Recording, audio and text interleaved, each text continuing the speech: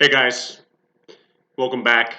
It's Norman Stickle again, and I am continuing my breakdown of my story, so to speak, like I was asked to share a little bit about.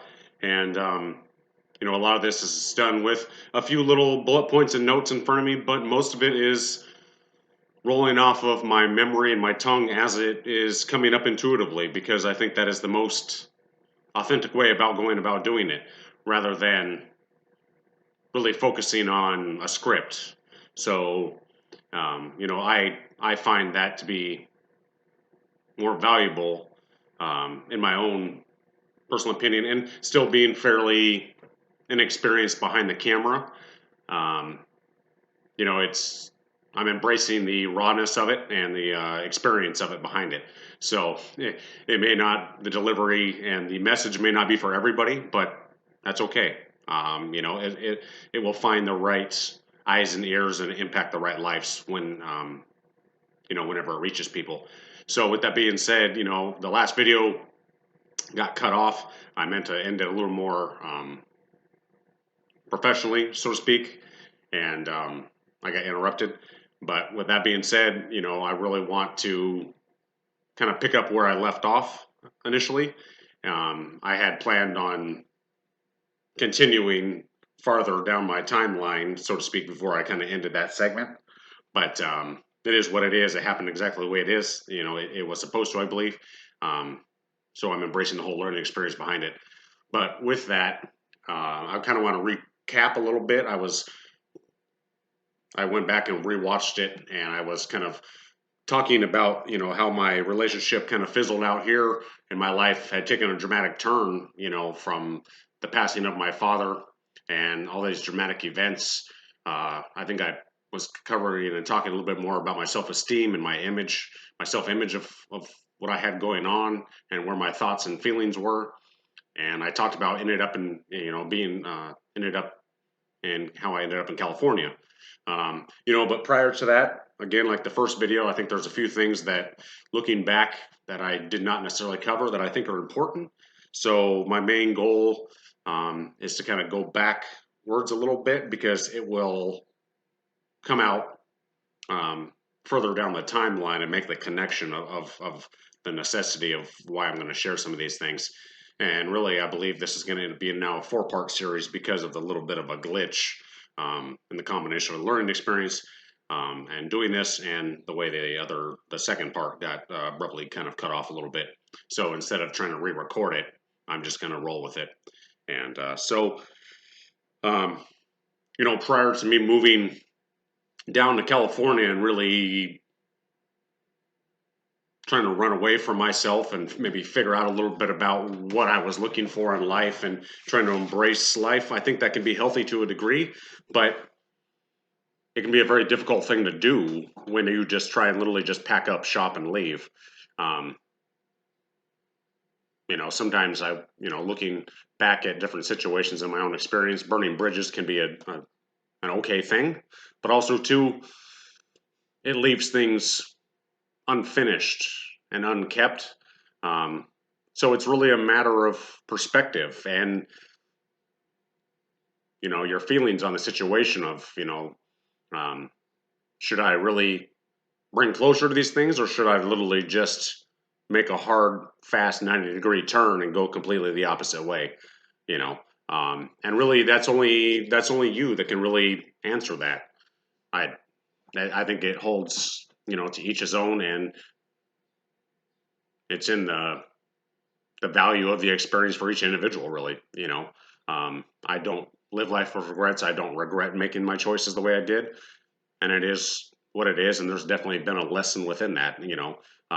Hence, I would have done it differently. I'd have a different perspective on things. But I made the best decision, I believe, like I mentioned, with the tools and resources that I had available to me at the time. But one of the things I really didn't cover was, in some of my other videos that I've put out, it has been specifically about, emotional distress, narcissism, codependency, which you'll kind of find to be a common theme, which is embraced and been endured in a lot of my personal history and story of my own development. And I think that has to stand for something. So you might find that common theme kind of sprinkled throughout, it's not necessarily always the main focus, but there definitely is something to be said about gaining ground on these things and learning from these experiences.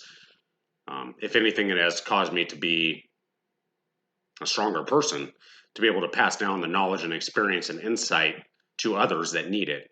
And that's really kind of my focus of service, is doing that, passing that on to other people that need to hear some of these things, even though they can be a tough thing to realize. You will find massive momentum and personal growth within these strategies, these situations, which may not obviously be exactly the way it is, but there will be a lot of correlations and similarities to other people that find these. And I think that's really the point behind it. But as I discussed in my other videos, and it'll be coming up in the next video most likely, and depending on how much I get into it, it will be, I will make as many videos as I need to be able to kind of break it all down to capture the essence, the importance, and keep it within an hour or so of each one. But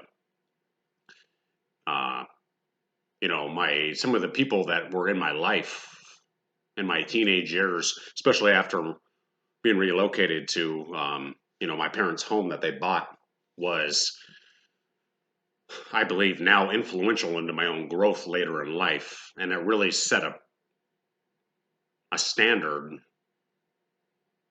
for what and who I was going to accept and what I was willing to put up with and tolerate. And looking back now, that's been monumental in me acknowledging my own growth and the patterns and where my standards were and my expectations that I had talked about, but also too how it has caused me to raise them and raise my confidence and raise my value and my self-esteem, and slowly but surely my self-image and how I conduct and carry myself and how tall I stand and how I look at other people in the eyes. And a lot of these traits will follow later, but things have to correlate and things have to be able to fall into place between your head and your heart and your desires and your wants. Eventually that takes place inside, and eventually that will follow and manifest itself on the outward appearance. Unless you really don't want to put the work in, then it won't. My image is still a little comfortable. I mean that by jeans and, kind of a casual comfort. And it's really been thinking about it lately of, stepping that up a little bit. Meaning, a more professional attire. Slacks, nice shirts, possibly even a suit at some point. And that still is a little far-fetched at moments of thinking about it for myself personally. And maybe maybe I'm not taking myself serious enough yet, but still, like, it goes back to that essence of, the brain and the heart have to be able to meet and correlate and connect and to communicate to be able to have everything line up right. And I think that's a big portion of it. It's just thinking out loud as this stuff is coming to me. But one of the things I think that is really important to cover and kind of go back to look at is the people that entered my life, especially after moving at about 15. It opened up a whole nother world of influence and people, especially coming out of the homeschooling 4-H era of my life and the secludedness, and then slowly and surely being thrusted into and exposed to the rawness and society of the public school system, but also maintaining and coming from a somewhat of a sheltered background, but also having the trauma and the effects of my father and all these things that were going on in my life at this time. reaching out for pretty much anything that I can get. Like I mentioned in the previous video, my first couple of serious relationships, I believe there was in one of my first real friendships that I made, really looking back, was extremely narcissistic, and I took a whole lot of abuse from that, and I should never have put up with that. But because I was willing to settle for pretty much anything that I could get my hands on, even in a guy-to-guy friendship basis, I was willing to take, because my self-image and my confidence and my values and all these things that I understand now were so low that I didn't really respect myself to a degree, and that's important to realize and notate. And take inventory, but also give yourself credit for where you've been and acknowledge how far you've come. That will really help bolster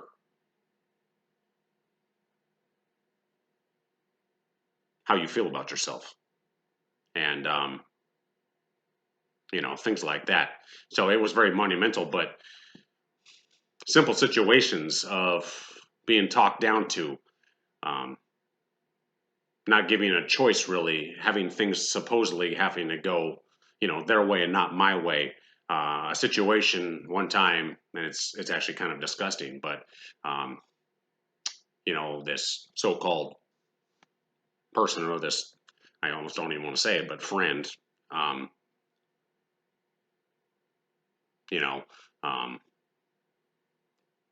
drove a car, an old muscle car, which was cool and all. I didn't quite have one, and he would roast the tires and show off, and it was really egotistical and stuff. And look at me, I have all this, and if you go back and watch some of my other videos about narcissism, you'll understand and maybe correlate with that, of that grandiose image that a lot of people with narcissism have, and how they hold themselves, and they try to elevate themselves above us and a lot of other people. But he would roll up the windows, and he passed gas one time, and it was so disgusting. Just simple things like that.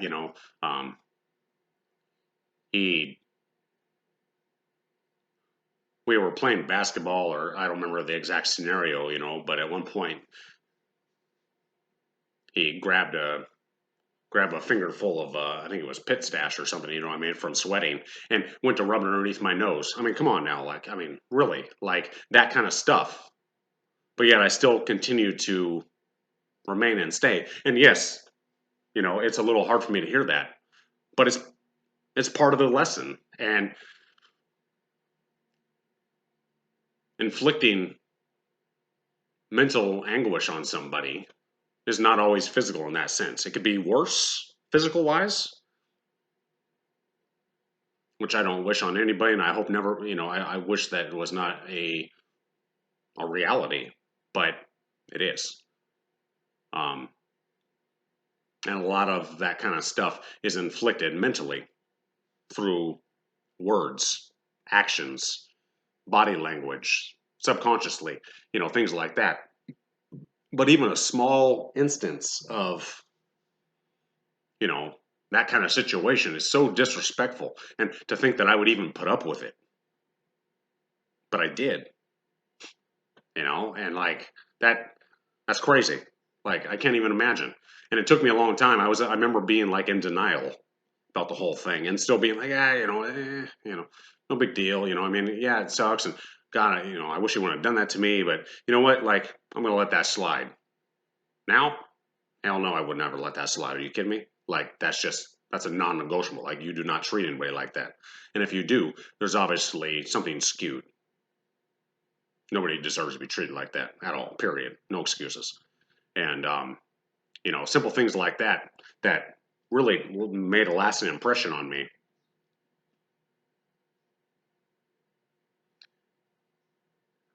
And he always makes snide remarks, and put me down, and all these things, and that just furthermore added to the depth of my insecurities my low confidence, and my second guessing and questioning myself and all these things. It just snowballed into it. Um, and in some of my other videos, I talk about another significant person that really changed my life and trajectory of my life forever. Um, and that's a strange thing, in itself. But there was instances and glimpses of that person many, many years beforehand, even before I moved into the house and went to the public school system and stuff. Um, and I still have, I don't focus on it anymore, obviously, but I still wonder why and how I caught a glimpse of that person growing up. Um, that individual lived around the corner from me, um, right next to where some of my cousins live. We passed by each other several times, um, in the community, walking and things like that. Um, it was a very strange phenomenon, and I made this connection years later, like in the time when we were actually together. Um, and it was very strange. Um, all these degrees of connection and separation and things like that. But, um, I find it very odd that that would come back at a different level later on in my life. Um,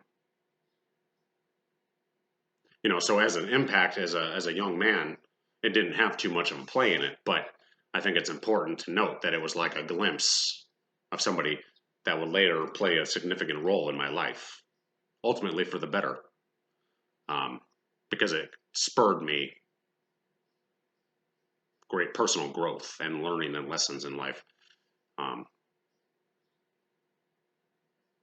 so I embrace that, and I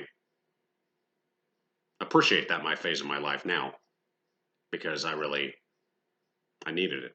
So with that being said, we don't have to get too much into it. You can go back and watch some of the other videos and stuff. But when I moved to California, we'll kind of jump back into me leaving and moving to California. I was looking for that escape. I was looking for just to erase and burn the bridges of the past and be able to say, I need something new. And that was all fine and dandy. One of my sisters at the time was willing to bring me in and take me in, and she did. Um, I spent some time around other peers, um, my age, and kind of trying to figure my stuff out, um, and then for a few months, for a month or so, when I first initially went down there, and then I went and stayed with my sister, and my mom had found me a group of,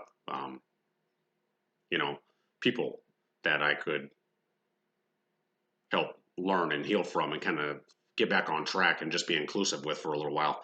And then when I did, I went and lived with my sister. But before I did, I came back to Washington and I drove all my stuff down. Me and my mom and my sister took a road trip down, pulled a U-Haul in my car and stuff down there. And I moved in with her. And I was in California for around 3 years. And we'll get a little bit more into that later in the video. But during that process, it was a big growth period. I was really seeming to do okay. The male friend that, had inflicted some emotional anguish on me was still in connection with me. At one point, he came down and visited me. He took a Greyhound bus down and whatnot, and eventually, it faded out.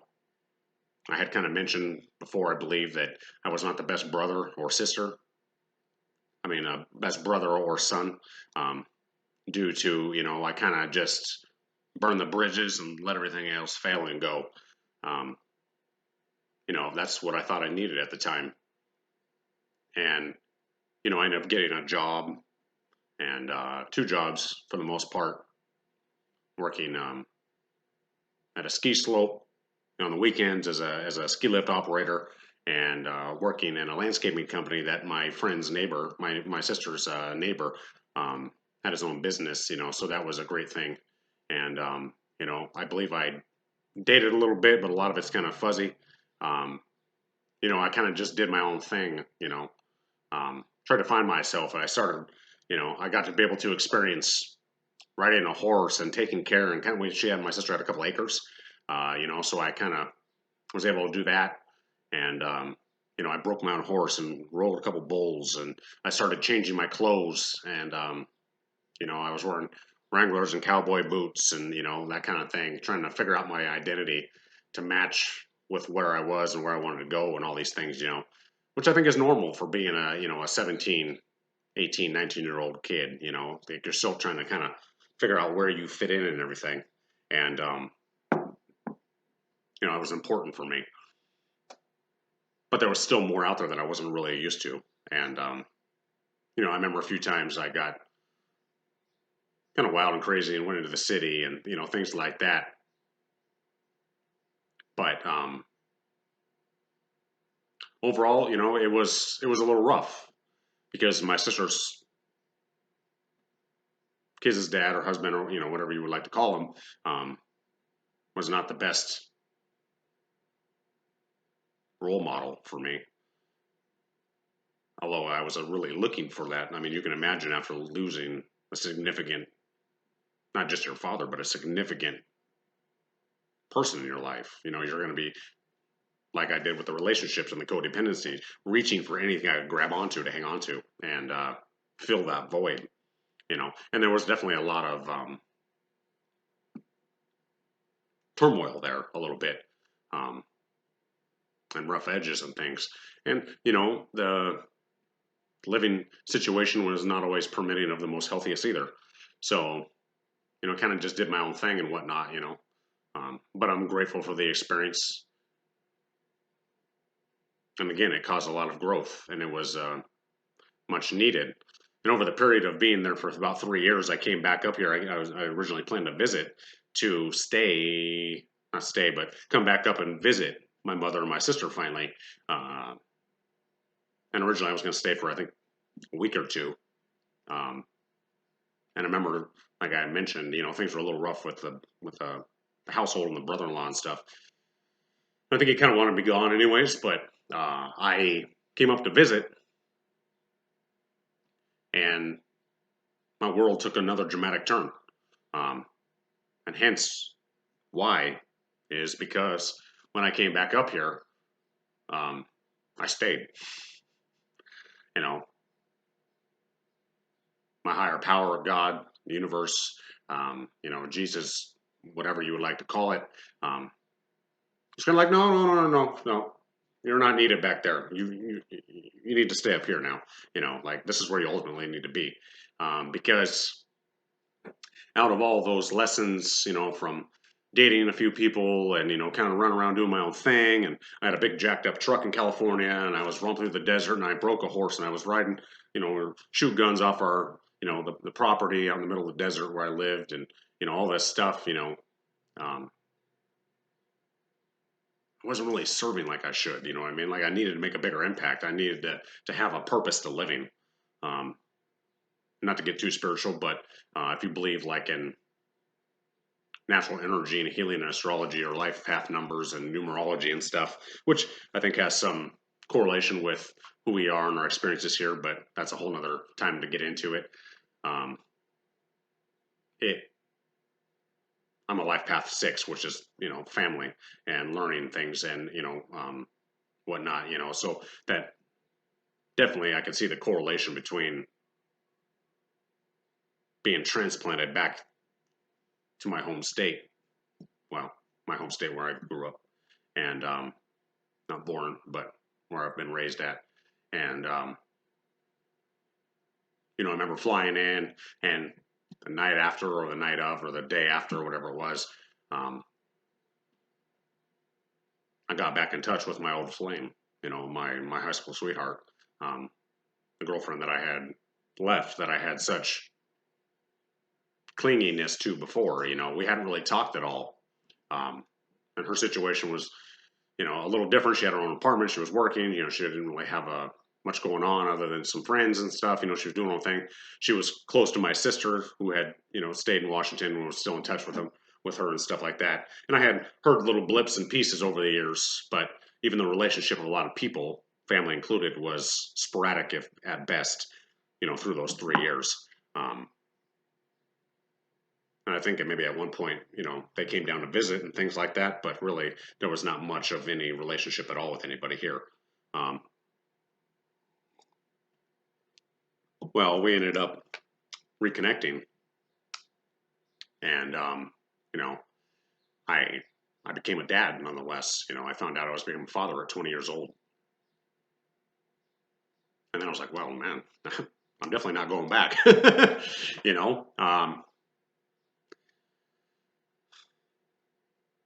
And I had, once I figured that out, and I knew, once I got confirmation, before even I knew I was going to become a father, once I knew from the sister and the family and things like that, that I was not going to be coming back here or back down to California, I immediately went and got a job, which my now daughter's mother was working at a place, which had openings, and I believe my sister was even working there at the time. And they were able to get me a job within literally like 2 weeks time. I had a job. So it was like, okay, this is the way it's going to be now, so here we go again, like everything's shifted. So with that being said, I had to start changing my whole identity around again. And I remember walking off of the airplane to visit my family coming up here, and my sister didn't even recognize me. My mom didn't recognize me because I came off of the plane in a pair of Wranglers, ropers, and a cowboy hat. When I had left, I was dressed as a young. I had portrayed myself as a skateboarder, baggy pants and, green hair and, dyed and baggy shirts and things like that, and here I was completely different where my family didn't even recognize me. And the cowboy thing didn't last long once I was back up here. But I settled into, okay, I'm going to become a dad. And the relationship did not continue, which was fine. And we can get into a little bit more of the aspects of it as I go through my video, but that relationship was maintained conservatively and for the most part respectfully and openly, without much legal interference and need for my daughter's entire growing up, other than a couple of small twists and turns, really, for the most part, which I'm very grateful for.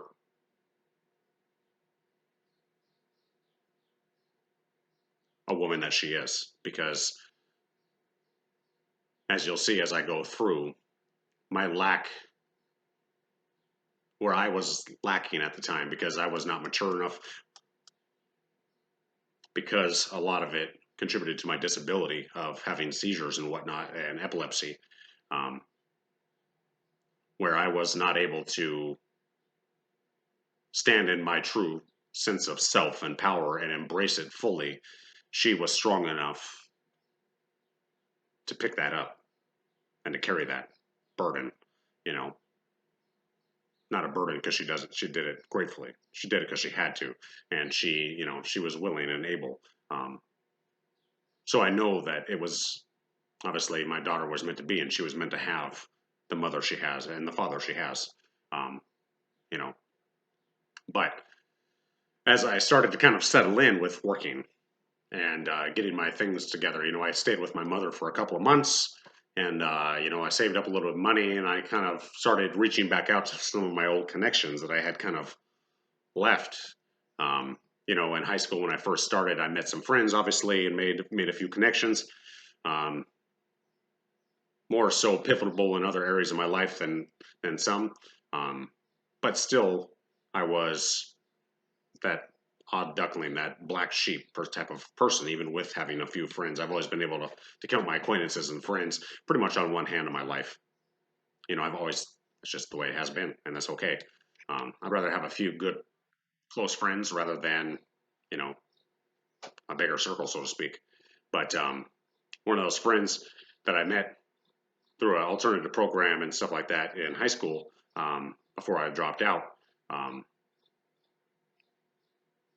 I was able to move in with him. And we had basically our first bachelor pad at one point. So here I am, learning how to live on my own and, getting some money rolling in. I'm, now 20 years old. I figure I'm going to become a father and all this stuff. And, the first living experience was very kind of different in itself. And I still had no boundaries and no sense of self. And it was all about focusing on other people and what I could do for others, which is okay. It's a good place to be. A place of service is not a bad thing, but you have to make sure that you can maintain boundaries and a sense of self before you're able to fully give and authentically give to others, because you can't give what you don't have. I say that honestly. You can't lead where you haven't been through it necessarily. And I'm having a couple epiphanies right now. But there was a lot of learning lessons there in the first place. Boundaries broken, things mistrued. We would come home late at night and there'd be parties in the house, people we didn't know, a lot of disrespect, things missing, all kinds of things. I was, the first period of time up until I found out that I was really becoming a father and things like that, I had been, kind of easily getting back into that party lifestyle a little bit and wanting to smoke a lot of weed and skateboard and, whatnot. But I was really trying to balance the responsibility side and the work side of things. But still my self-image was extremely low. And I was still having seizures at the time. And at this point, there was really, and my whole history has never been like a set grand mal or petite mal. They call them, I think, general colonic tonic and, whatnot. They changed the name of several times. But petite mal is basically daydreaming and staring off in space. Grand mals are where you fall on the ground and you sit there and bite your tongue and bang your head on the ground, typically. And there was no rhyme or reason. I had no aura, like I mentioned, and there was sporadic. I'd have them kind of in clusters, and then I'd go a while without having them. I would have one, sometimes not have one. There was really no rhyme or reason for it. But as I tried to live a normal life, even at this time, there was times when I had them. One time was I was playing basketball with my roommate at the school that we lived by, and I went for a layup. And as I was in midair, I went to have a grand mal seizure and I hit the ground. I still carry scars on my body. If I grow my hair out long enough and on my chin, there's still some spots where I don't grow a lot because of banging myself up over the years. But it was my first time my friend actually saw me have a seizure. So I'd walk around, with scrapes and scars and, look like I got road rash, which I did, but I tried to live a normal life. And, not a lot of people understand, because seizures are one of those things that it's not a disease you see. You can't tell that somebody has seizures necessarily. And it's impacts a lot more of somebody's life than you realize. But what really, truly, one of the things that stuck with me is I remember at the job I was at, I was on the serving line and we were plating up some plates for the event. And word has it that I had a grand mal seizure while in the middle of this process. And the head chef at the time literally stepped over me and asked people, the coworkers, to move me so they could continue. Things like that. It's just like, wow. Like people just, and it's not about the self-pity or, look at me, poor Norman, because it's not. It's about, that not everybody is in the place to be able to say, well, that's unfortunate. How can I help this person? What can I do, so I can make this person's life so they can still, have the best quality of life. And, and yes, not baby them. There's a balance there. Unless somebody cannot do it. I did not want to feel helpless. I still wanted to be able to take care of myself and provide and work and, be an independent. I was striving to become an independent person, but things like that really blow you back. Like, humanity can be so cold at times. And that really sits with you. Puts a bad taste in your mouth, even for having, something like epilepsy. But I always tried to be optimistic and never pessimistic about the way people saw it. And I always tried to see the good in people and the light and look for the positive. And I still do that. And I think that's one of my superpowers, is to be able to turn something from it being negative into something positive and showing people that. So with that being said, one of the other times, same job place, but this one I had left to go get my paycheck and cash it, which was just on up the street a little ways, half a mile or something like that. I had walked during my lunch break to go do it before I think I was still taking the bus to work or something, because I live pretty much down not too far, away like that or whatever. But I had a grand mal seizure and fell into the road and woke up in the road with fire trucks and ambulances and the INS agent that had, seen me have the seizure and stuff. And I was literally in oncoming traffic laying in the road.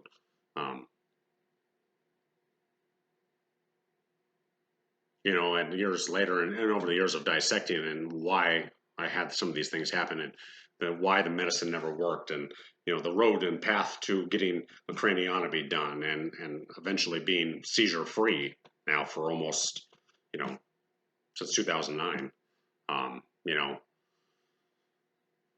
believe was stressed and fatigued and, certain things, I could stare at strobe lights and railroad crossings and things that never bothered me. Other people I knew could not, they were affected by the lights and the triggers and things, but, they never were really able to pinpoint why. And two, like what it is about the medicine, why it never helped me, why it never kept me from having them,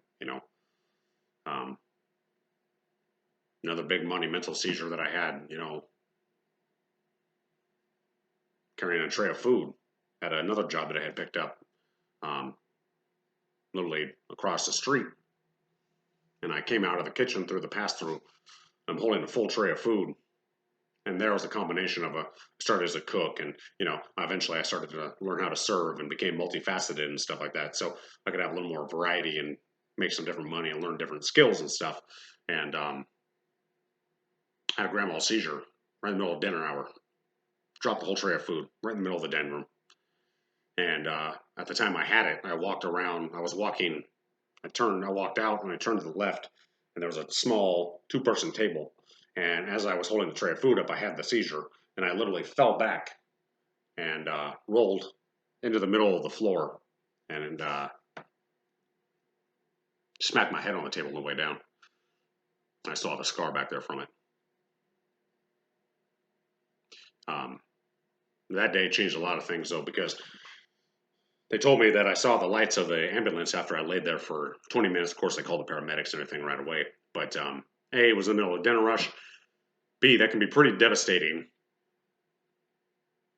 because it's difficult even for a seasoned person to not get embarrassed or let that affect you in some sense or way, shape, or form, no matter how defiant you want to be about it. Like, down inside, you may not really be fully aware of it, or you might on the surface be like, I'm fine. But down inside, it does something to you.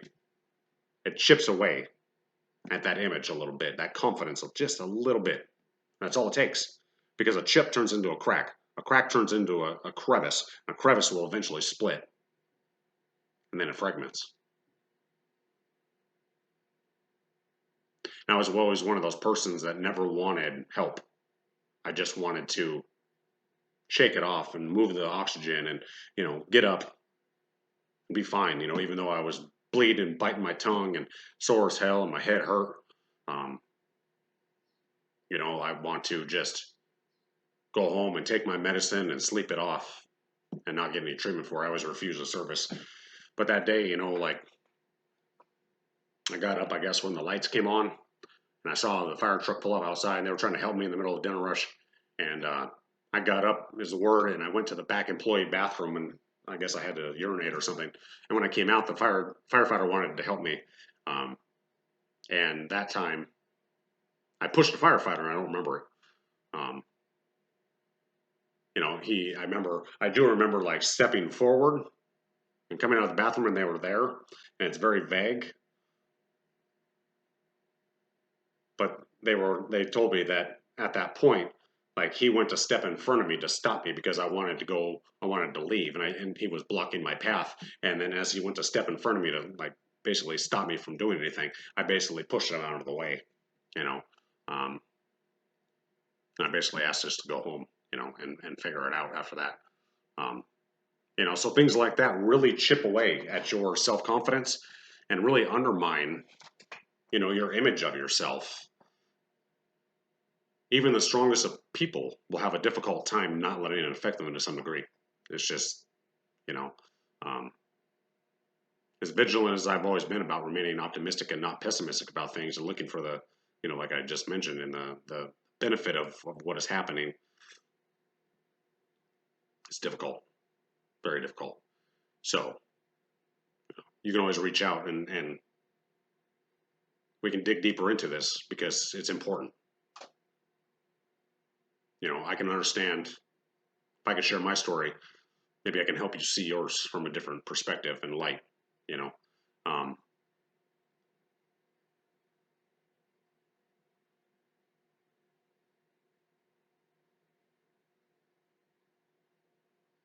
and at that same location where I worked,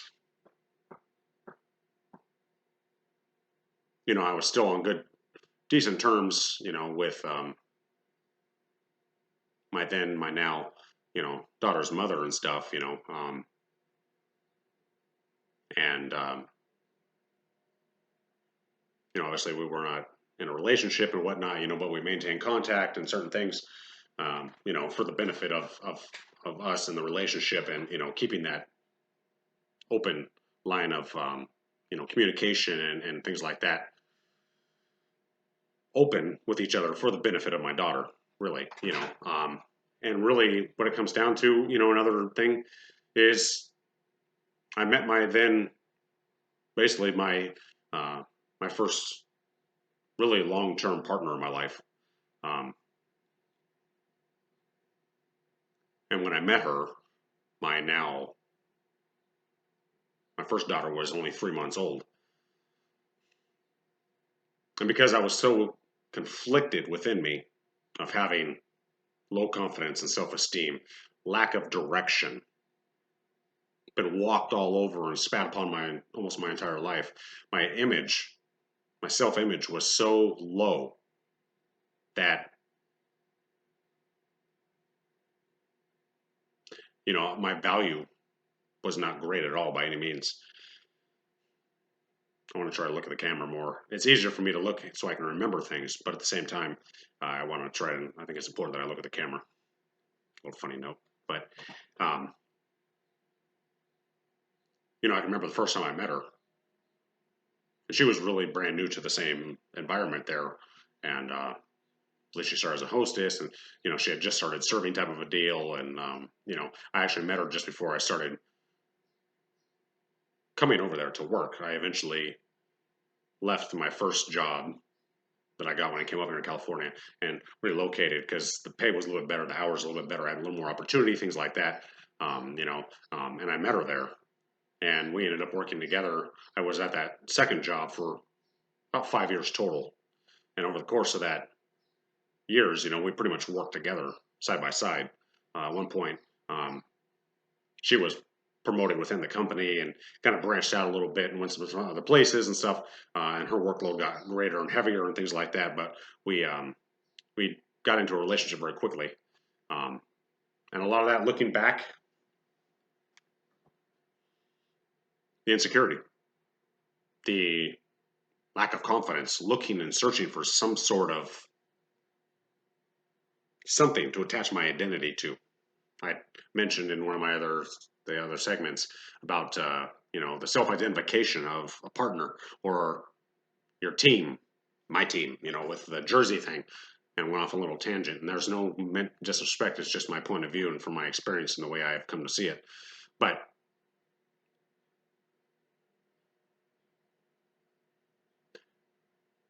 I started to associate my identity with her as part of my identity, if that makes any sense. A lot of us will say, "Oh, you're my better half. I wouldn't be whole and complete without you." Well, I've come to realize that, I don't want to get off on too far of a tangent here, but I've come to realize that that is basically you trying to fill a void of part of your self-identity that is missing. Because I mentioned that there's a difference between being in a codependency and an interdependent relationship. Big difference. And not everybody makes it out of the codependency stage and into the interdependent stage. It just, you know, you have the power. You may not know exactly how to do it, but the resources are out there. The people like me that have done it and that are trained to help somebody, guide somebody through that is huge. It's a level of consciousness that you have to reach through your own learnings, your own path, your own growth, if and when you'll ever get there. The potential is there, but you have to be able to embrace it. You have to be able to do the will of the work. And if you don't, no matter how much you try to get out of it, you will continue to stay in that codependent cycle, whether it be with one person or another, doesn't matter. Because that is part of your identity. So you literally have to be able to erase that sense, that part of yourself, to be able to move on from it and embrace yourself, not only fully, but identify myself as Norman away from my partner, but yet maintain that we are two separate people,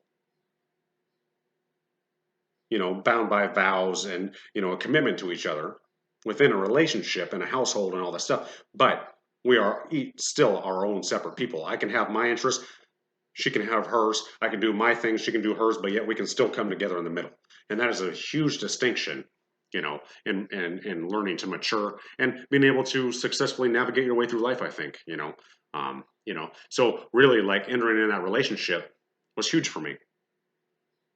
Because again, I didn't have my daughter's mother, even though, I probably would have went right back into the same cycle if she would have been open to that, from our previous experience of, dating before I left for California.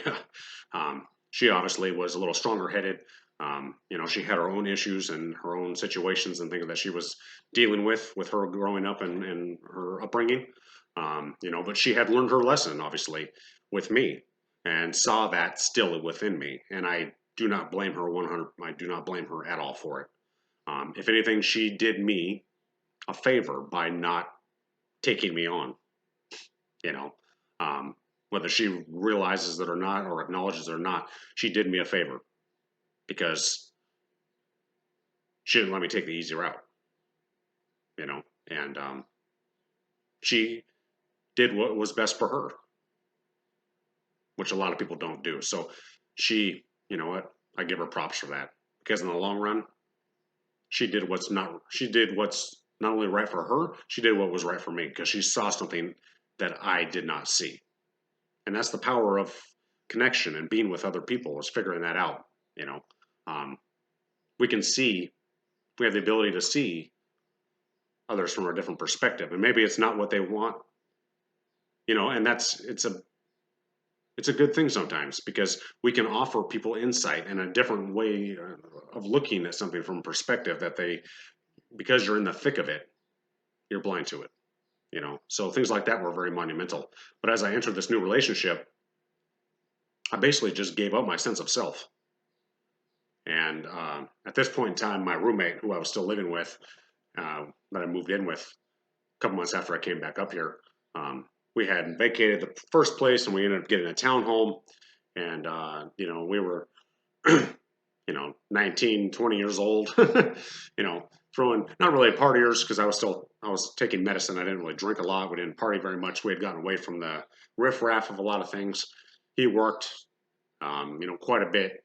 We both started dating my now prospective girlfriend and another female that was a coworker of my girlfriend's and soon to be mine. Ended up dating my friend, so we were kind of this group of, comfortability or whatever. You know, but like it just was this, it was really doomed from the beginning, you know what I mean, over the long run of things. And it was, you know, the relationship lasted um, about 10 years total. And, you know, whatnot. And we'll get some more into the metrics of how things, you know, and the progression of things, or from my personal perspective of how things went down, you know, as time goes on. But I say that it was doomed from the beginning because I had no self identity. I had no self reliancy, and I had no boundaries. I just let things go and let everything dictate my insecurities. And I have no ill feelings about it now because I've changed those things. But you know, it's okay to carry your woman's purse and do simple things and stuff like that. But for having to have somebody just dictate every aspect of your life and have to ask permission and things like that, at least that's the way I see it. You know, and everything is perspective. But um, you know, I was extremely immature, and throughout that whole relationship, for the most part, I let things pretty much control me. And you know, my daughter's mother, because I still had seizures, and you know, for the first couple months that my daughter was alive, like I did not have a lot of contact and was not able to spend like real quality time. It had to be quote unquote supervised, even though there was no like court papers. Um, and at that time, there was no like set child support payments, you know, through the system and stuff, which did come later, but never like a full-fledged parenting plan. We were to keep it simple between us, you know, and that was kind of a blow. But as I got into this relationship and they met, they kind of, you know, hit it off and kind of saw the potential in each other. Like my daughter's mother became more comfortable with me spending time with her, you know, um, because I had somebody, you know, and I understand that now, and I don't blame her for that by any means, because that was her comfort. She's a new mother, you know. We were young. I was a little reckless, you know. I had seizures. Like there was a lot to be concerned about. Um,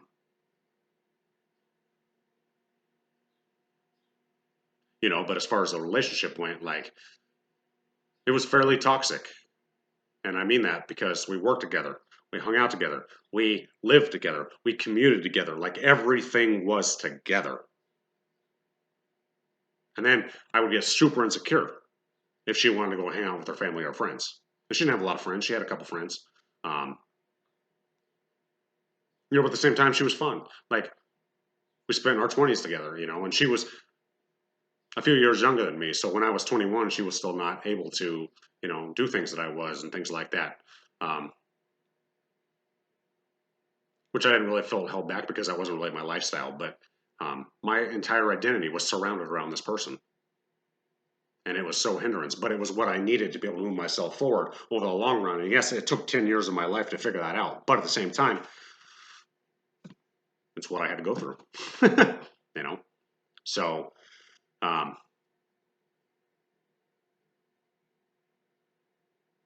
you know, but I let everything dictate my paychecks, my time, my interests, my, you know, like I didn't do anything without asking for permission. And that went on for a good 10 years. And I was never really dissatisfied about it. You know, over the course of the 5 years of working at this location, you know, in the customer service industry, um, you know, a lot of stuff changed. And there were some problems and there was some separation and a lot of, you know, things looking back like I should never have taken place. But that's just life and that's learning. Like, you know, I crossed some boundaries. We all do at times, you know. But the communication wasn't there. The confidence still wasn't there. And the rebelliousness side of me was there, you know. Um, I didn't really crave or want to be a single man, but I wanted the freedom of doing my own thing and not being responsible in a sense. And I don't mean responsible in every single way because I was always responsible, especially with a job and things like that, because I knew I had another life, a little tiny life to depend on me. Um, you know, it was huge. So, you know, I had the job, I had the insurance, and you know, the stability that way. Um, although I was really incongruent with wanting to run free and skate and do all this, you know, these, you know, be a young 20-something-year-old man. Like, and still not having the confidence to really follow through and do anything like that. I just kind of just let life dictate what happened for me and to me. Um, but after about 5 years of working in that field, I got the opportunity to make a career transition, and I did through a mutual. It was through a coworker, but a brother of a coworker, met me, and the opportunity arose, and I took it, and that trajectory changed my entire life. Even more so to where I, again, let a different facet of my world control me for many years. Eventually, every many years. And I say that because the first stint of this new career was only about 2 years. And I started in around 2006. So my daughter was, just a toddler at the time. The potential was there. I took a pay cut at first, obviously not earning, the potential for tips and certain things. But the responsibility was greater. I was in a professional trade, things like that. But yet I did not realize that I would be spurred into a lesson that spanned a good portion of my life. Ultimately, 12, 14 years of my life, of spent to that, with a short break, which we'll get to during the time of my craniotomy, which will come in the next video. But I then had to learn how to balance living for a partner and a daughter and things. And now on top of that, living for a job that pretty much from the get-go abused my time and abused my privileges and my individuality and leveraged that almost to a toxic degree. And I mean that by they had good hearts. Over the years we got taken care of and we got bonuses and parties and, there was a lot of perks. It wasn't really a traditional union job, so to speak, and real rigid. We were kind of a different breed of trade, and things like that. We were kind of elite, and we were up and coming and still a small company. So there was a lot of pride that went into it with it. But on the back end of it, I didn't see it up front, but you'd be standing around and not even be asked, but just be assumed that you would just be working that night. And I did. At the cost of my own wants and needs and my relationship and things like that. Looking back now, and yes, the money was good. It was not the healthiest of trades, meaning, the environment was dirty and toxic at times and, things like that. But we cowboyed it up. There was not regulations. We did what we thought was best. And, we did it ultimately for the better of the company and not for ourselves. And I beg you, no, I can't beg you. I'm not gonna beg anybody. That is standard to say. I urge you to not do that. Do not do that. Learn to say no. Learn boundaries early. I'll get to it more later, but I did not learn boundaries until I was probably well into my 30s.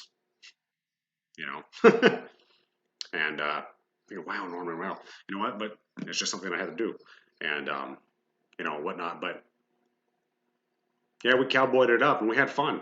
Like at the same time, we were kicking ass and taking names, and the boss was making money, and we got treated pretty good and things like that, But there was always these feelings of incongruency, like it wasn't right, and I lived that job for a long time instead of living for myself because I thought I was doing the right thing.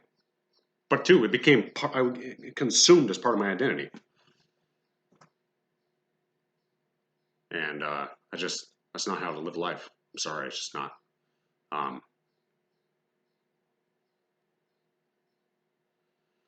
There's a lot of blank spots. I remember having a couple of seizures, here and there, even on the job. And that's ultimately why I left after about the first 2 years. Another seizure I had when I was talking about those was, I was driving my young daughter around in the car, had a grand mal seizure. I'll turning the light, and whatnot. And I definitely hold gratitude and space for that job because they took care of me, and because of our history together, they stuck with me through a lot of thick and thin, which we'll get more into it. But the first 2 years, I can remember not telling them up front right off that I had seizures, and I kind of kept that to myself, hoping that it would not make a difference. And I remember having a seizure on the job at once the first time, and then it was like then I had to explain myself, and you could have. It was different because I was, the ADA Act and stuff, but you can't just fire somebody like that. But because of the industry and the dangers and things, it's a big gray area. Ultimately, we ended up parting, to take a break. Hence, which led me to the brain surgery and another major monumental trajectory of my life changing, which will be in the next video. But through those 2 years that I worked from about 2006 to 2008, they stuck with me and they worked with me because he saw the potential in me. And I was still young and naive and insecure, but I still let it rule my life, and I shouldn't have. I wasn't ready to face it. The crazy hours and the late nights and early mornings. I used to sleep in my work truck, for God's sake, leave my wife at home and, work all day, work night, go drive to the next job and sleep in my truck for a couple of hours and get up and do it all over again for sometimes 2-3 days in a row. That's just asinine. Why would I do that now? I'm not going to kill myself like that for the benefit of somebody else's glory. It's just not going to happen. And I don't mean that egotistically. I mean that is just not healthy. And it's not my idea of a great life, living my life like that for some, it's just not. Sorry. But it was a tough lesson, but I had seizures on the job, and they hired people. We were an up and coming company, small. They would hire people to drive me around and train, guys, and still make an impact because he wanted me to be there. But ultimately, the seizures got in the way of the job, and we decided to take a break. I trained several guys before I left. So I added and provided value, and I think a lot of that is underlying theme of these videos is to provide value and insight into somebody of, put it on the table, show people what you have, but yet hold certain things close to you. You know what I mean? Maybe I'm going a little overboard, but you know what? It's coming out the way I think it should. So, ultimately, through the course of those couple of years, there was a lot of lessons. And we're going to get ready to wrap this segment up and start another segment here pretty soon. But, with that being said, I was very grateful for them because they saw the potential in me and they didn't have to keep me around. I was supposed to be driving. I had to have a valid license. And one of the crazy things is one of the times I had a seizure on the job was while driving. I never reported it to the police. One of them, I even ended up with a negligent driving on a record for a long time. And, looking back, I should have said, hey, I had a grand mal seizure. And I could have avoided that and I would have lost my license. Over the years, I can remember multiple seizures on the job, but 3 significant ones.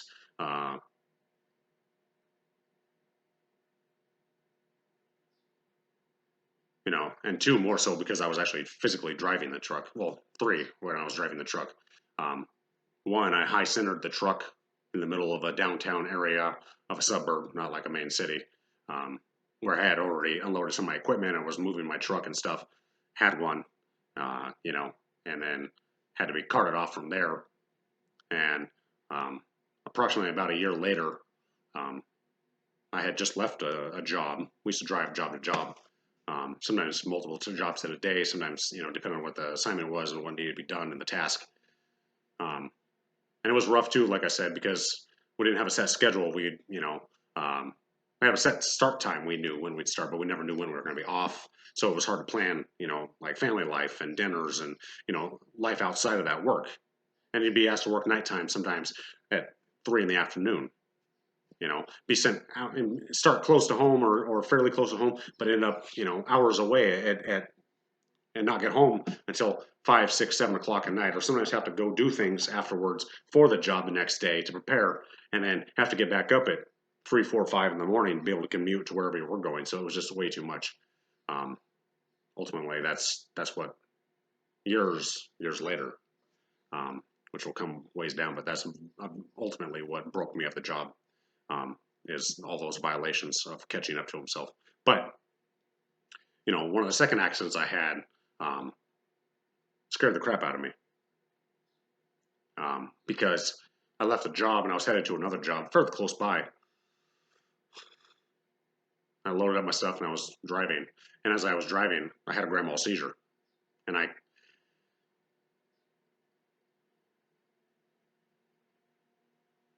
had a seizure while driving, but I crossed 2 lanes of traffic. And similar to pushing a firefighter, not really having a recollection of it, I crossed 2 lanes of traffic and I jumped a sidewalk and ran the truck into a rockery, which had like an elevated parking lot with some office buildings and stuff in it, above the roadway, and there was a tree down there and stuff. This was like a 4-lane, no suicide lane, no middle turn lane or anything, just a double line barrier in between. And I was headed towards the freeway when I had it, and I crossed 2 lanes of traffic, thankfully not hitting anybody. But when I hit my truck in the rockery and crashed into the tree and stuff, I don't know exactly how long I was sitting there, but what happened is in the mix of everything, I got frightened. And this I vaguely remember, and I don't remember exactly what I was feeling other than, oh shit, I have another job to go to. Oh my God, let me get to that job. I'm freaking out, you know what I mean? What did I just do? And the judgment was not all that sound, obviously, but I backed my work truck off of the sidewalk and I proceeded to drive my truck onto the freeway, busted up, leaving the scene of an accident.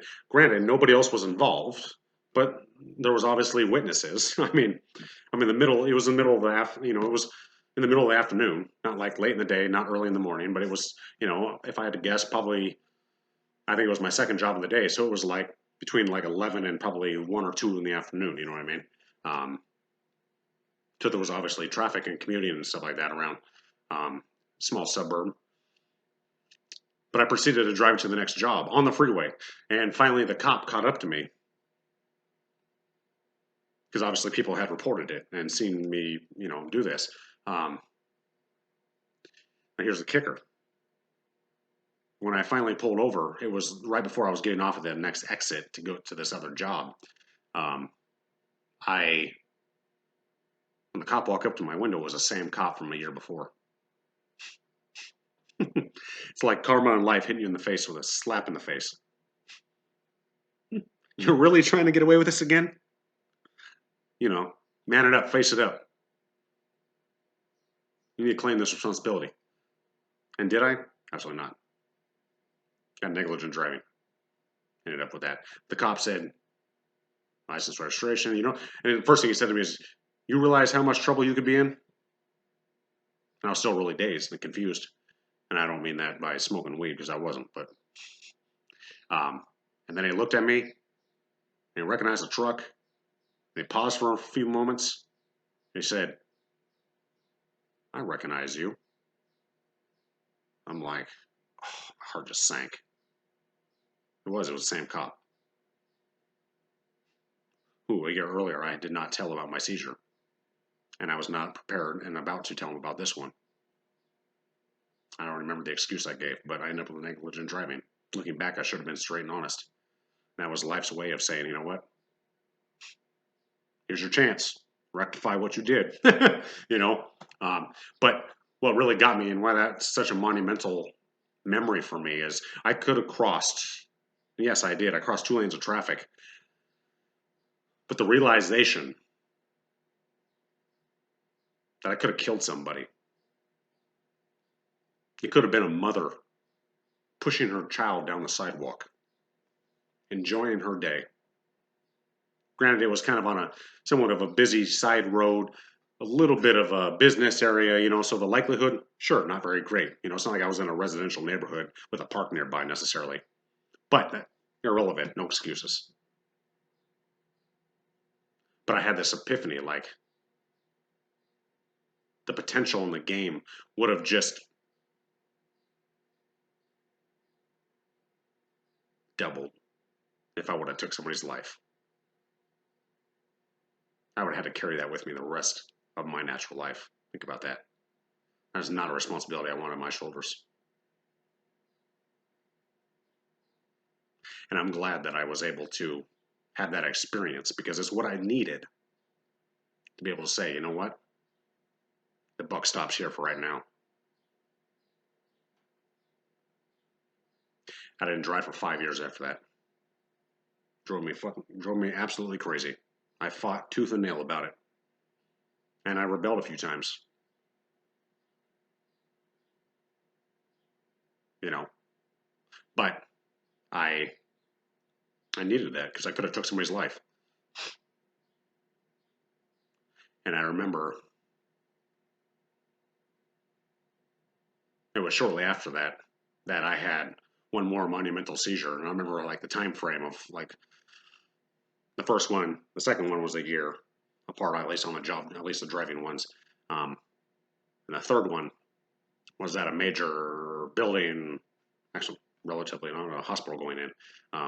I had one on the job, and I was training somebody who was, again, driving me around.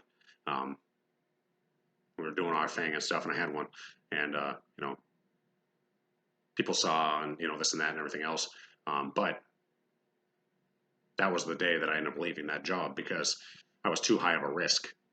You know, so it was over the course, you know, those couple of years, you know, that I had to really make that decision, and I was spurred into another period of growth. You know, but after all the violations and the goodness and the, you know, the conflicts and seeing the good, you know, with how they were keeping me around because I saw the potential, but yet being incongruent with my own feelings and stuff like that.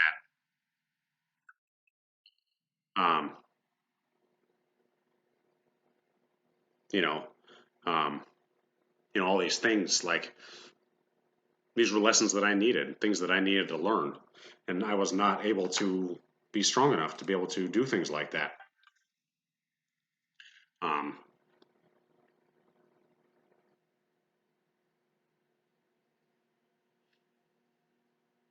you know, but it was very detrimental to me, and I got super insecure again when my job was taken from me. Here I am, you know, having my identity, as rough as it was, swept out from underneath my feet.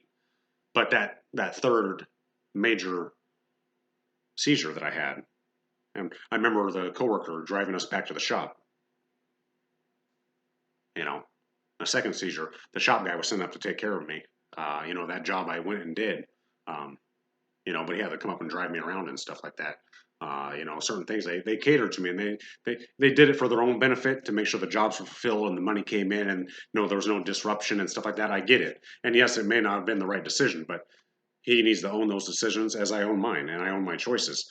And you know, he was doing what was best for him at the time, selfishly, yes, in my opinion. Um, and we'll get more into that later, but ultimately, you know, certain decisions that I understand that he made for the betterment of himself and the company came back later on in life to actually teach him a lesson, at least from my perspective. And I have proof of those things that I can, you know, share to a degree, you know what I mean, without going into too much detail, and violating that confidentiality of, you know, that code of conduct for myself. But, you know, he did what was right for him.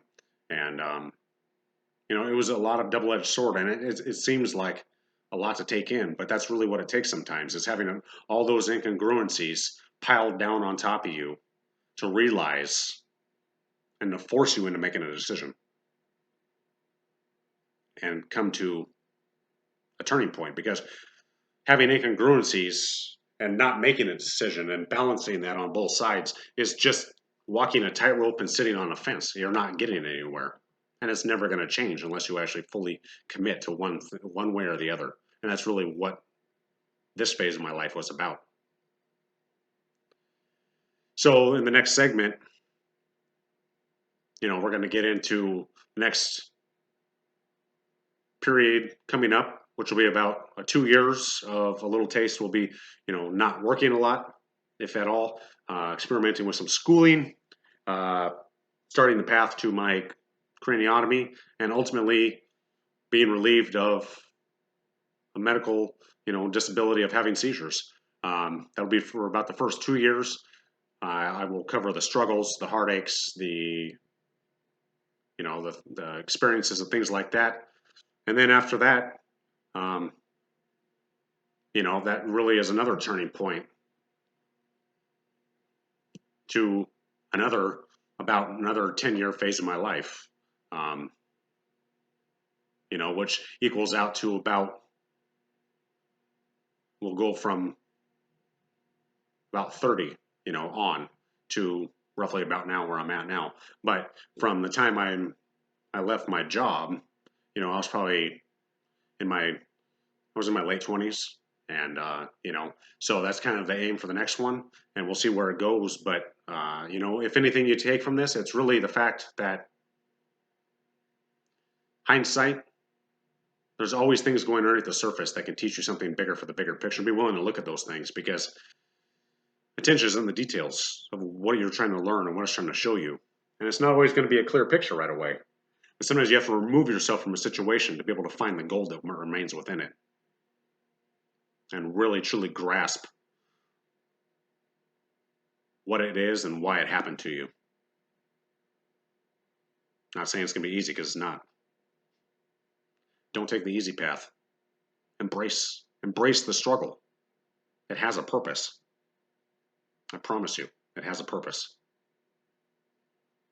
Just know that you can always reach out, send me a message. I have some of my contact information. I do personal coaching. Help me help you when it comes down to it. Share this video if it makes you feel good. If you feel like it might help somebody else, share it, by all means. I'm just a humble servant trying to set an example that it's possible to move forward in life and be able to heal yourself and make a better situation out of what you have. Because it is very possible, and it is the truth. But you have to believe it. You have to be willing to go through it and put the work in. So with that being said, guys, thank you very much for taking your time to listen to this. If you've stuck around until the end, there's a lot of good nuggets I feel.